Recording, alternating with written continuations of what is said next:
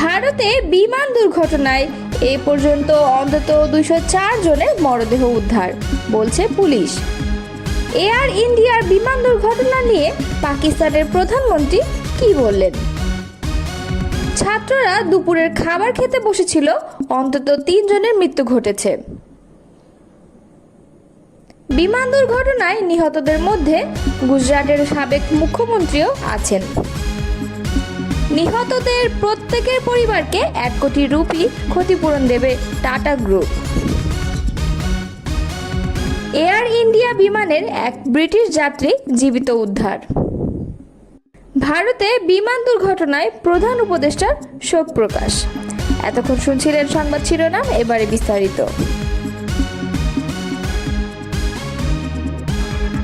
ভারতে বিমান দুর্ঘটনায় এ পর্যন্ত অন্তত 204 জনের মরদেহ উদ্ধার, বলছে পুলিশ।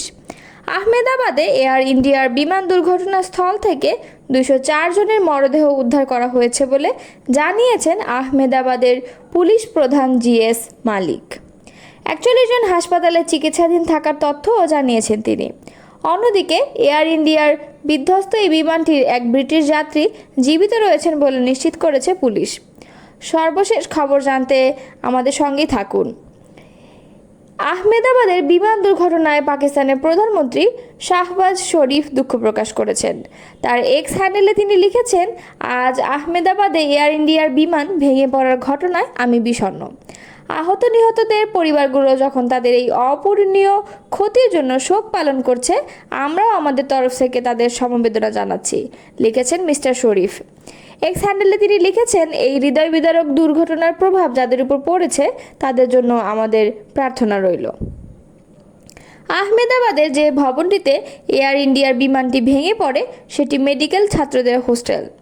বিজে মেডিকেল কলেজের ছাত্রদের ওই হোস্টেলের ডিন মীনাক্ষী পারেখ বিবিসিকে বলেছেন, হোস্টেলের খাবার ঘরে প্রথম ধাক্কা মারে, তারপর হোস্টেলের আরেকটি ভবনে গিয়ে পড়ে। সেই সময় অনেক ছাত্রই খাবার ঘরে দুপুরের খাবার খেতে বসেছিলেন। ডক্টর পারেখের কথায় বেশিরভাগ ছাত্রই পালিয়ে যেতে পেরেছিল, কিন্তু ভবনটিতে আগুন ধরে যায়। প্রচুর ধোঁয়া বের হচ্ছিল। অন্তত 10-12 জন ছাত্র আটকে পড়ে। আমরা এখন সব ছাত্রদের ফোন করে খোঁজ নিচ্ছি যে তারা সুস্থ আছে কিনা। তবে 3 জন ছাত্র এবং একজন চিকিৎসকের বাড়িতে কর্মরত এক নারীর মৃত্যু হয়েছে নিশ্চিত, জানিয়েছেন ডক্টর পারেখ। আহমেদাবাদের বিমান দুর্ঘটনায় গুজরাটের সাবেক মুখ্যমন্ত্রী বিজয় রূপানীও নিহত হয়েছেন। ভারতের বেসামরিক বিমান পরিবহন মন্ত্রী সাংবাদিকদের এ তথ্য জানিয়েছেন। মিস্টার রূপানী 2016 থেকে 2021 সাল পর্যন্ত গুজরাটের মুখ্যমন্ত্রী হিসেবে দায়িত্ব পালন করেছেন। 68 বছর বয়সী এই রাজনীতিবিদ ক্ষমতাসীন দল বিজেপির একজন সদস্য ছিলেন। আহমেদাবাদে এয়ার ইন্ডিয়ার বিমান দুর্ঘটনাস্থল থেকে 204 জনের মরদেহ উদ্ধার করা হয়েছে বলে জানিয়েছেন আহমেদাবাদের পুলিশ প্রধান জিএস মালিক। তবে তারা সবাই বিমানের যাত্রী নাকি তাদের কেউ কেউ ঘটনাস্থলে অবস্থান করছিলেন তা নিশ্চিত হওয়া যায়নি। 41 জন হাসপাতালে চিকিৎসাধীন থাকার তথ্যও জানিয়েছেন তিনি। তবে আশ্চর্যজনকভাবে বিমানের এক যাত্রীকে জীবিত পাওয়া গেছে। ওই ব্যক্তি এখন হাসপাতালে চিকিৎসাধীন। পুলিশ কমিশনার বলেছেন, বিশ্বসিয়াস কুমার রমেশ নামে ওই ব্রিটিশ নাগরিক বিমানটির 11A নম্বর আসনে বসেছিলেন। এদিকে মৃতদেহগুলো শনাক্ত করার প্রক্রিয়াও চালু হয়েছে আহমেদাবাদে। গুজরাট স্বাস্থ্য দপ্তরের প্রধান সচিব ধনঞ্জয় দ্বিবেদী জানিয়েছেন, যেসব যাত্রীর দেহ শনাক্ত করার অবস্থায় নেই তাদের সঙ্গে রক্তের সম্পর্ক আছে এমন আত্মীয় অর্থাৎ বাবা মা অথবা সন্তানের ডিএনএ সংগ্রহ করা হবে সিভিল হাসপাতালে। বিমান দুর্ঘটনায় নিহত প্রত্যেক যাত্রীর পরিবারকে 1 কোটি রুপি করে ক্ষতিপূরণ দেওয়ার কথা জানিয়েছেন এয়ার ইন্ডিয়ার মালিক প্রতিষ্ঠান টাটা গ্রুপ। আহতদের চিকিৎসার খরচও বহন করবেন প্রতিষ্ঠানটি। এছাড়া বিমান আছড়ে পড়ায় ক্ষতিগ্রস্ত মেডিকেল হোস্টেল পুনর্নির্মাণে সহায়তা করবে তারা। সামাজিক মাধ্যম এক্সে এক পোস্টে টাটা গ্রুপের পক্ষ থেকে বলা হয়েছে, আমরা কতটা শোকাহত তা ভাষায় প্রকাশ করা সম্ভব নয়। আহমেদাবাদে ভেঙে পড়া এয়ার ইন্ডিয়ার বিমানটি এক ব্রিটিশ যাত্রী জীবিত রয়েছেন বলে নিশ্চিত করেছে পুলিশ। আহমেদাবাদের পুলিশ কমিশনার জিএস মালিক সংবাদ সংস্থা এনআইকে বলেছেন, 11A নম্বর আসনে বসেছিলেন ওই যাত্রী এবং তিনি জীবিত আছেন। মিস্টার মালিক এও জানিয়েছেন যে ওই যাত্রী এখন হাসপাতালে, তার চিকিৎসা চলছে। বিমানের যাত্রীর যে তালিকা কর্তৃপক্ষ প্রকাশ করেছেন তা থেকে জানা যাচ্ছে ওই ব্যক্তির নাম বিশ্বয়াস কুমার রমেশ এবং তিনি ব্রিটিশ নাগরিক। ভারতীয় গণমাধ্যমগুলো বলছে তারা হাসপাতালে মিস্টার রমেশের সঙ্গে কথা বলেছে। তিনি সাংবাদিকদের নিজের প্লেনের বোর্ডিং পাসও দেখিয়েছেন, সেখানে তার নাম রয়েছে এবং আসন সংখ্যা উল্লেখ করা আছে 11A বলে। ভারতীয় গণমাধ্যমগুলো তার বক্তব্য দেখাচ্ছে যেখানে তিনি বলেছেন আকাশে ওড়ার 30 সেকেন্ডের মধ্যেই ভীষণ জোরে আওয়াজ হয় আর বিমানটি ভেঙে পড়ে। সব কিছু খুব কম সময়ের মধ্যেই ঘটে যায়। ভারতে বিমান দুর্ঘটনার তদন্তে সহায়তা করতে আসছে যুক্তরাষ্ট্রের একটি তদন্ত দল। ভারতের জাতীয় পরিবহন নিরাপত্তা বোর্ডে এই তথ্য জানিয়েছে। এছাড়া ব্রিটিশ দলকেও তদন্তে পাঠানো হচ্ছে বলে জানিয়েছে যুক্তরাজ্যের বিমান দুর্ঘটনা তদন্ত সংস্থা।